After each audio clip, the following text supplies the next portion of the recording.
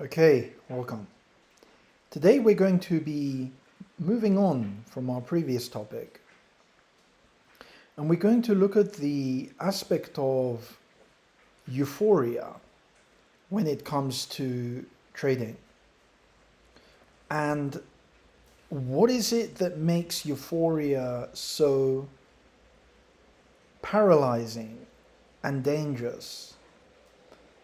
And if you recall, we looked at a topic called the perils of victory or winning some time ago. And so it's a good expansion point into today's video.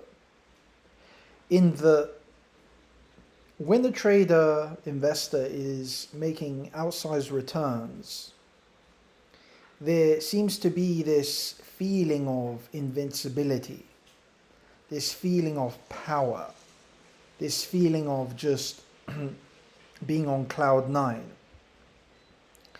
But it's actually one of the hardest and most difficult things to understand and master. It's akin to saying,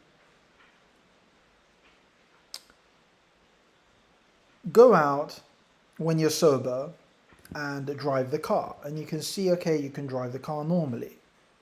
And then go out and see how you feel when you've had a few drinks. It's almost impossible to maintain the same level of control when you're sober versus when you're drunk. And it's almost a similar parallel in this case. Traders, investors think, the main thing is I need to learn how to make money. And once I make money, I'm going to be fine. And then what they find out is that they actually, it proves to be their worst nemesis. They can't handle making money. They can't handle losing money. But in this video, we're looking at making money because we're talking about euphoria. And euphoria comes generally as a result of you being profitable in trading or investing. And there are powerful things that happen in the brain at that point. It's similar to the brain on how the brain would react when it's given other type of rewards in life, like food, sex, alcohol, things like that. The same parts of the brain fire up, and they fire up in an enormously powerful way.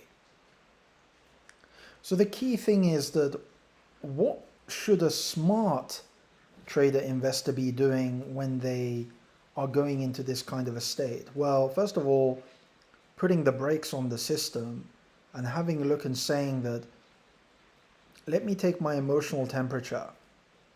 If I'm feeling too excited about these gains, I don't think I'm in the best state of mind to take the next trade. And a smart investor is able to pull back, observe themselves, watch themselves and say, I don't think this is the right time. I need to observe and be quite careful moving forward. You see, because the biggest issue with euphoria is it affects the perception of risk. You don't see the risk in the same way as you did before. In the past, maybe you were taking good positions, you were making good returns because you weren't in the trance of euphoria. Maybe you just opened your account and you're just starting off.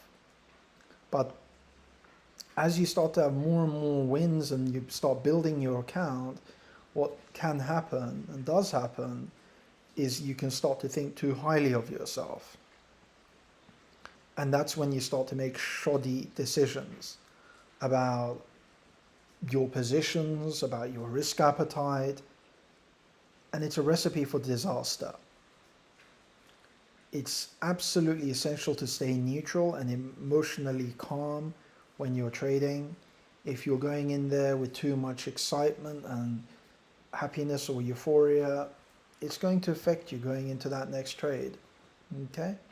So it's a really, really worthwhile consideration point. And also, even outside of trading investing, it applies to real life. There's kind of a bubble and a pattern of life. You will sometimes notice that when you're at your highest points in life, that's the point that you're most reckless.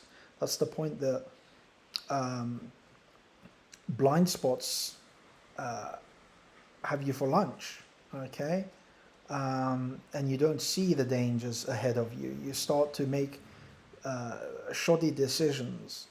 And it's exactly this thing of too much excitement, too much euphoria, too much building up on that, and it becomes a really slippery slope, like down a mountain almost. And it's one of the hardest things, this I like to call almost like a heaven and hell concept, where you can go from such intense pleasure and satisfaction and gratitude to a place of absolute despondence. And I feel that that is what creates such a big disconnect and problem when it comes to traders. No different, for example, in another situation that we can think about. You go on a fantastic holiday and you have an amazing time with your spouse or friends and whatever, and then you return home and the holiday blue feeling starts to cloud over your mind. All of a sudden, you're back to the routine. The weather may have changed. It's not as sunny as it was where you were. And it's again that dissonance, that difference between going from an amazingly happy and jovial and excited state to a state of almost depression and despondence. So there are clear parallels with real life, everyday life and the financial markets. So I hope you enjoyed this one, and I certainly enjoyed speaking about the topic, and look forward to the next one. All the best. Cheers.